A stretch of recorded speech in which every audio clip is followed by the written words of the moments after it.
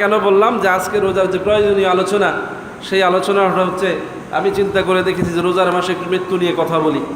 কারণ রমজান মাসে যদি মানুষের মৃত্যুর স্মরণটা প্রবল হয়ে যায়, রমজান মাসে সুযোগ আছে যে ভালোভাবে তওবা করলে, কিছু নেকামল করলে জীবনের গুনাহগুলো মাপ পাওয়া যায়।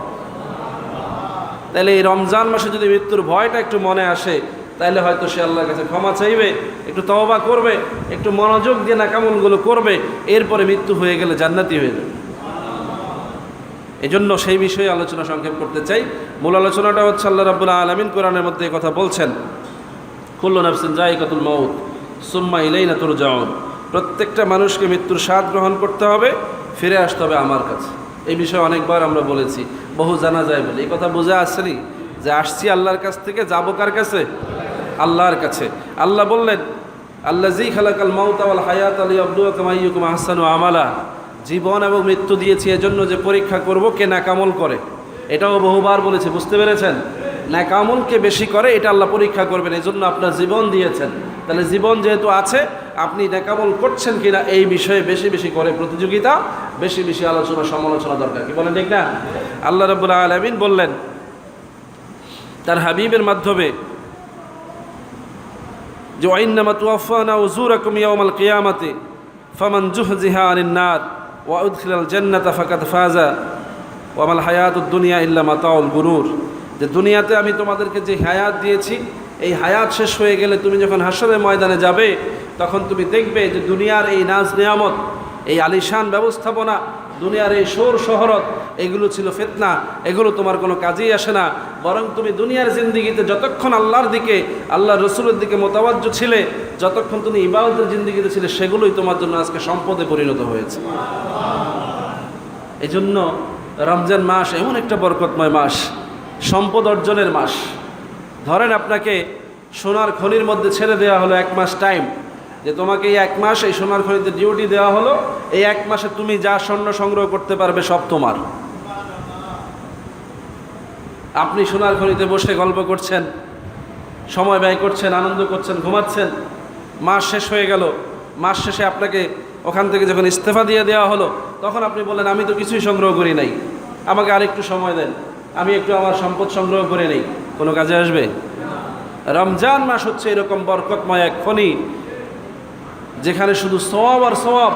আপনি এখন যা নেবেন সবটাই আপনার সম্পদ হিসেবে পরিগণিত হবে, বলি সুবহানাল্লাহ। এবং এমনভাবে এটা বৃদ্ধি পাবে যে আপনি একটা ফরজ আমল করলে 70টা ফরজের সওয়াব লেখা হবে, একটা নফল আমল করলে 70টা নফল লেখা হবে, একটা ফরজের মর্যাদা দিয়ে দেওয়া হবে। আপনি একটা সওয়াবের কাজ করলে 70 থেকে 700 গুণ বেশি করে দেওয়া হবে। আপনি একটা রোজা রাখলে এই একটা রোজার বিনিময়ে আল্লাহ আপনার জীবনে গুনাহ মাফ করে দিবেন।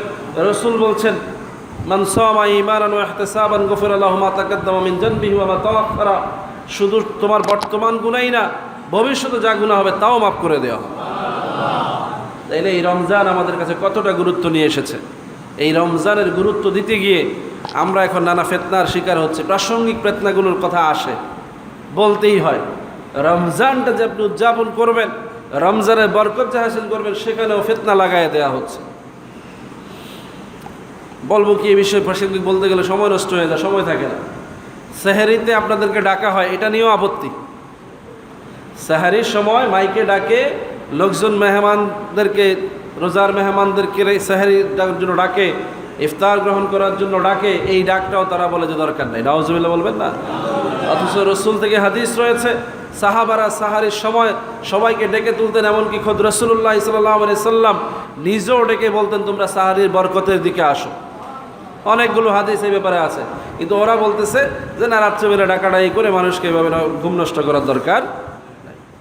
অথচ তারাই হাদিস বলবে যে রাত্রিবেলা কিয়ামুল লাইল করতে হবে। এটা আল্লাহ রসুলই বলেছেন যে রাত্রিবেলাটা হচ্ছে রমজান মাসে দাঁড়িয়ে দাঁড়িয়ে আল্লাহর ইবাদত করার জন্য। এই রাত্র তো ঘুমের রাত্র না, রমজান মাসের রাত্র তো ঘুমের জন্য না।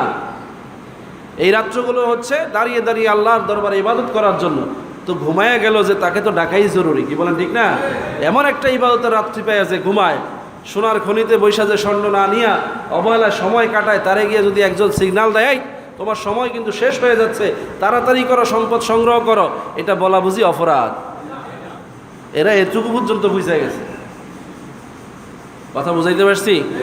রাত্রিবেলা একটু আমাদের মুয়াজ্জিন ভাইয়েরা কষ্ট করে রাত জেগে একটু আল্লাহর তাসবিহ পড়ে, জিকির করে, একটু মানুষকে গজল শোনায়, একটু কোরআন আয়াত পড়ে, কারণ মানুষগুলো যাতে করে ঘুমের ঘরে হারায় না যায়। মানুষ ঘড়ি দেখে ঠিকই, কিন্তু মুয়াজ্জিন ডাক শুরু করলে ফলো করে যে আমার ওঠার সময় হলে আমি উঠবো। তো মুয়াজ্জিন যদি একবার ডাক দিয়ে বন্ধ করে দিত তাইলে কিন্তু তার দ্বিতীয়বার ঘুম ভাঙতো না।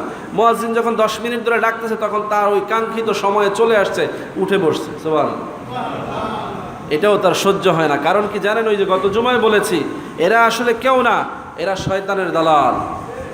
শয়তান ইস্তেফা নিয়েছে, বন্দী হয়েছে সুফিদাতিশ শায়াতিন। আল্লাহ রমজান মাসকে কেন্দ্র করে শয়তান এবং তার বাহিনীকে সাগরের মাঝখানে দ্বীপের মধ্যে বন্দী করে রেখেছে। শয়তান যাওয়ার আগে এদেরকে খেলাফত দিয়ে গেছে, আমাদের বিরুদ্ধে যত কাজ হয় বাধা লাগা। কথা বুঝতেছেন? না হলে বেহুদা এই ধরনের কথাগুলো বলে বলে মানুষের মধ্যে সংশয় সৃষ্টি করা। ওই যে বললাম দাজ্জালের কাজটা কি একটু আগে বলেছি, যে সংশয় সৃষ্টি করা, সন্দেহ সৃষ্টি করে দেখা। এখন অনেক মানুষ ভাবতেছে হ্যাঁ ঠিকই তো, রাত্রিবেলা এইভাবে ডাইকা ডাইকা মানুষের ডিস্টার্ব করা, এটা না করলেই ভালো। নাউজুবিল্লাহ।